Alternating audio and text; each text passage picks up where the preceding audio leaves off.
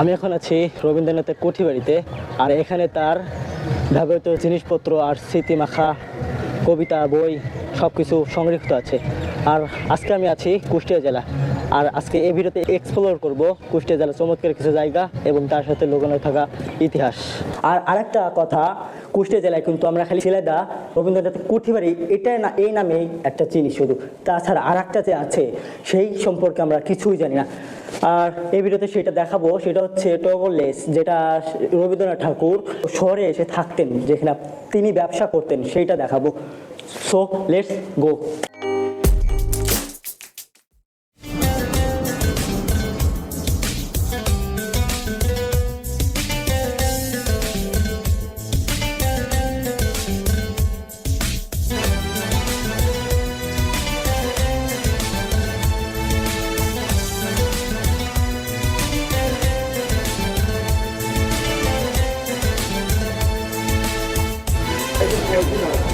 আমরা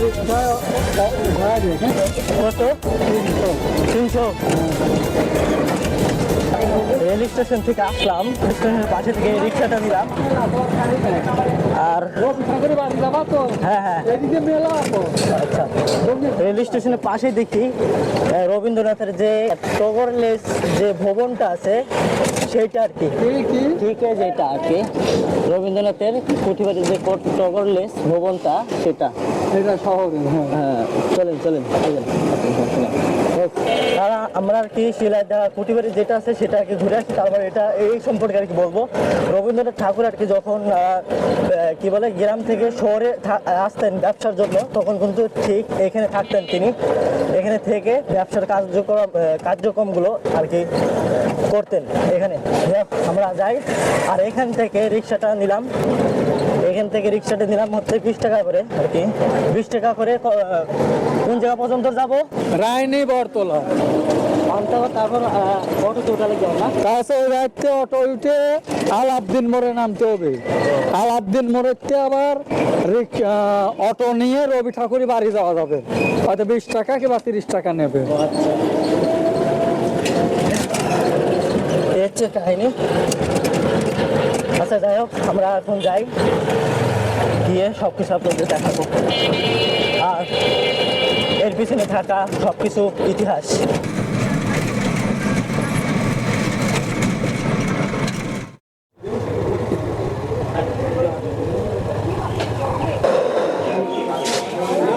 কি দেওয়া লাগবে?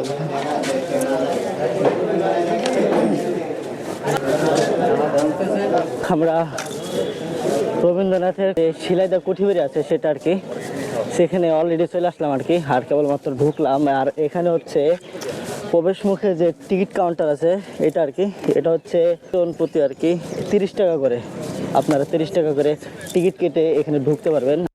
আর এটা হচ্ছে কুঠিবাড়ির সেটার প্রবেশ মুখ, গেট, মেইন গেট বলতে পারেন। আর ওই যেটা রেখে আসলাম ওইদিকে, ওইটা হচ্ছে টিকিটের যে মেইন গেট সেটা।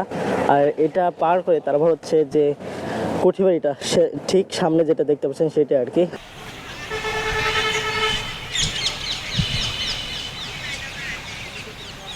আমার পিছনে হচ্ছে রবীন্দ্রনাথের ঝিনাইদহ কুঠিবাড়ি। এই ঝিনাইদহ কুঠিবাড়ি বলার আগে আমাদের সর্বপ্রথম যেটা জানতে হবে সেটা হচ্ছে কুষ্টিয়ার হিস্টোরি। কুষ্টিয়ার নামের পিছনে নির্দিষ্টভাবে তেমন কিছু বলা নাই, কিন্তু লোককথা যেটা আর কি, একটা কথা আছে, কুষ্ঠ বা কুষ্ঠা নামের একটা উদ্ভিদ বা গাছ আছে, সেটা থেকে এই কুষ্টিয়ার নামকরণ করা হয়েছে কুষ্টিয়া।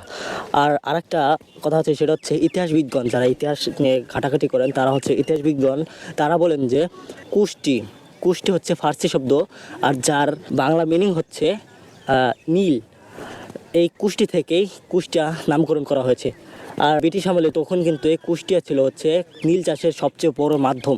আর তখন কিন্তু ব্রিটিশরা কুষ্টিয়ার যে যারা বাঙালি ছিল তাদের কিন্তু জোর জবরদস্ত করে তখন কিন্তু তারা নীল চাষ করে এই বাঙালিদেরকে। তারপর যখন 1862 সালে কুষ্টিয়া রেল স্থাপন করা হয়, তখন কিন্তু কুষ্টিয়ায় আরও সবচেয়ে গুরুত্বপূর্ণ হয়ে ওঠে। তখন কিন্তু ব্যবসা বাণিজ্যের গুরুত্ব সবচেয়ে বিপুল হয়ে ওঠে।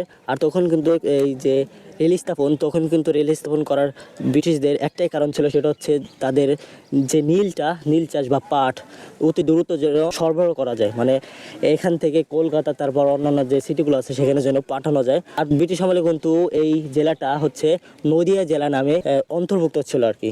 তারপর যখন 1947 সালে দেশ ভাগাভাগি করার পর তখন এই কুষ্টিয়া জেলা তার কুষ্টিয়া জেলা হিসেবে আত্মপ্রকাশ পায় আর কি। তখন থেকেই এই কুষ্টিয়া জেলা হিসেবে পরিচালনা করা হচ্ছে। আর এখন আসি আমার পিছনে থাকা রবীন্দ্রনাথ কুঠিবাড়ির বিষয়ে। ঠাকুর পরিবারের জমিদারি তদারকি করার জন্য এই শিলাদা কুঠিবাড়িটা তৈরি করা হয়েছিল আর কি। আর এই শিলাদা কুঠিবাড়িতে রবীন্দ্রনাথ ঠাকুর 1891 সালে এখানে আসেন। এখানে এসে টানা 10 বছর তিনি এখানে থাকেন, 1901 সাল পর্যন্ত আর কি। কুঠিবাড়িতে যখন রবীন্দ্রনাথ ঠাকুর 1891 সালে আসেন, তখন কিন্তু এই এলাকার গ্রামবাসীদের তাদের জীবনযাপন দেখে তিনি অনেক মুগ্ধ হয়ে যান। তারপর তিনি কিন্তু এখানে একটা কৃষি ব্যাংক তৈরি করেছিলেন। তারপর এই কৃষি ব্যাংকটা যথাযথভাবে এটা পরিচালনার জন্য তিনি চেষ্টা করেছিলেন যেন কৃষকরা মহাজনদের হাত থেকে রক্ষা পায় আর কি। আর একটা ইন্টারেস্টিং ব্যাপার হচ্ছে তিনি কিন্তু এই শিলাদা কুঠিবাড়িতে কম থাকেন, বরং তিনি হচ্ছে যে পদ্মা নদী আছে সেখানে গিয়ে তিনি নৌকায় করে লেখালেখি করতেন বেশি। আর আরেকটা বিষয় হচ্ছে এই যে নৌকায় বসে তিনি লেখালেখি করতেন, সেই নৌকার নাম হচ্ছে পদ্মা। শিলাদা কুঠিবাড়িটা এখন বর্তমানে এটা আর কি একটি মিউজিয়াম ঘর হিসেবে ব্যবহৃত হয় আর কি। এখানে আসলে আপনারা দেখতে পারবেন তার ব্যবহৃত জিনিসপত্র, তার ঘর, তাছাড়া তিনি কি ব্যবহার করেছিলেন, তার নৌকা, এগুলো সব কিছু এটা যে দেখতে পারবেন। চলুন আমরা এখন দেখাই আর কি। একটা কথা সেটা হচ্ছে কি, এখানে কিন্তু ভিডিও করতে হলে এখান থেকে পারমিশন নিতে হবে। আবার এখানে পারমিশন নিতে গেলে 2300 টাকা পে করতে হবে। যেমন আমি এখানে ভিডিও করতেছিলাম তখন কিন্তু এখানকার লোকজন এসে আমাকে নিয়ে গেছিলো, সেখান থেকে বলছে যে আর কোনো রকম ভিডিও করা যাবে না। তারপর আমার স্ট্যাম্পটা আর কি আমার ব্যাগের ভিতরে ভরলাম, ভরে এখান থেকে চলে আসলাম। এখন হচ্ছে ভিতরে যাব, ভিতরে গিয়ে কোনো মতন দেখি ভিডিও করতে পারি নাকি।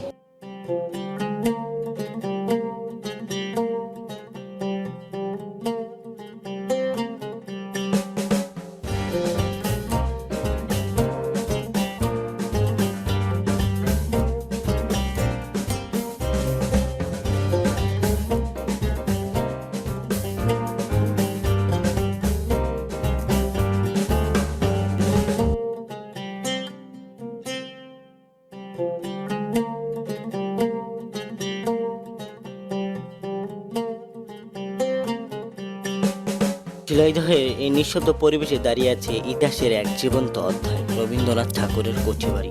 এই কুঠিবাড়ি মূলত ঠাকুর পরিবারের জমিদারি তদারকি করার জন্য তৈরি করা হয়েছিল। এটি নির্মাণ করেন তার দাদা প্রিন্স দ্বারকানাথ ঠাকুর। আর 1891 সাল থেকে 1901 সাল পর্যন্ত এই জায়গাটা হয়ে উঠেছিল রবীন্দ্রনাথের ভাবনার ঠিকানা। এ বাড়িটা শুধু একটা দালান না, এখানকার প্রতিটা দেয়াল, প্রতিটা ঘর আজও তার লেখা, তার সৃষ্টির গল্প বলে। বর্তমানে এটি একটি মিউজিয়াম, ভেতর ঢুকলেই যেন ফিরে যাওয়া যায় সেই সময়। দেখতে পাবেন রবীন্দ্রনাথের ছোটবেলা থেকে বড় হওয়া পর্যন্ত নানা ছবির সংগ্রহ, তার নিজের আঁকা শিল্পকর্ম, ব্যবহার করা পানির পাত্র, পুরনো কাঠের আলমারি, খাজনা আদায়ের টেবিল চেয়ার, লোহার তৈরি সেই পুরনো সিন্দুক যেখানে জমা থাকতো গুরুত্বপূর্ণ জিনিস। আরও আছে ঘাস কাটার যত্ন, সেই সময়ে ব্যবহার করা খাট, সবচেয়ে আকর্ষণীয় সুন্দর বেহারা পালকি যেটা দিয়ে তিনি চলাফেরা করতেন। কেউ কেউ বলে তিনি নাকি ঘরের ভেতর কম, পদ্মা নদীর বুকে নৌকায় বসে বেশি লিখতেন। আর সেই অনুভূতি আজও যেন ভেসে বেড়ায় এই পরিবেশে। তবে একটি গুরুত্বপূর্ণ কথা, আপনারা যারা এখানে ঘুরতে আসবেন, রবিবার এখানে সাপ্তাহিক বন্ধ থাকে, আর সোমবার অর্ধর দিবস দুপুর 2টা থেকে সন্ধ্যা 6টা পর্যন্ত খোলা থাকে। তাই সময় জেনে আসলেই ভালোভাবে ঘোরা যাবে।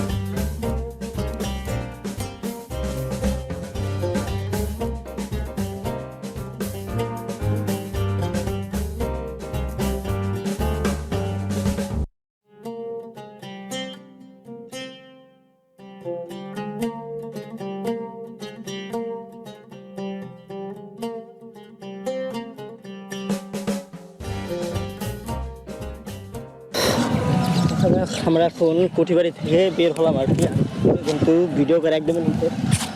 আমরা এখন কুঠিবাড়ি থেকে এক্সিট হয়ে এখন বের হয়ে যাব। আর এখন বের হয়ে যাবো হচ্ছে যে শহরে কুষ্টিয়া শহরের ভিতর যে তার ব্যবসা বাণিজ্য করার জন্য যে টেগল লজ ছিল সেখানে ঠিক যাই হোক, আমরা এখন যাই বের হয়ে এখন সেখানে গিয়ে আমি আপনাদের সেটা দেখাবো। So let's go. আজকের ভিডিওটা এখান থেকে শেষ করতে হচ্ছে। আর টগলেজের যে অংশটা যেখানে রবীন্দ্রনাথ ঠাকুর গিয়ে ব্যবসা বাণিজ্য করতেন, পরিচালনা করতেন আর কি, সেটা এই ভিডিওটার সাথে অ্যাড করলে দেখা যায় যে অনেক বড় হয়ে যায়, যার কারণে এটা দ্বিতীয় পার্ট করেছি, সেখান থেকে দেখে নেবেন। আর ভিডিওটা এখান থেকে শেষ করছি।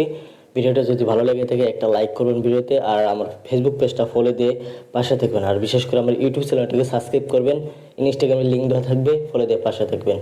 দেখা হচ্ছে টগলেজের এখান থেকে। আসসালামু আলাইকুম।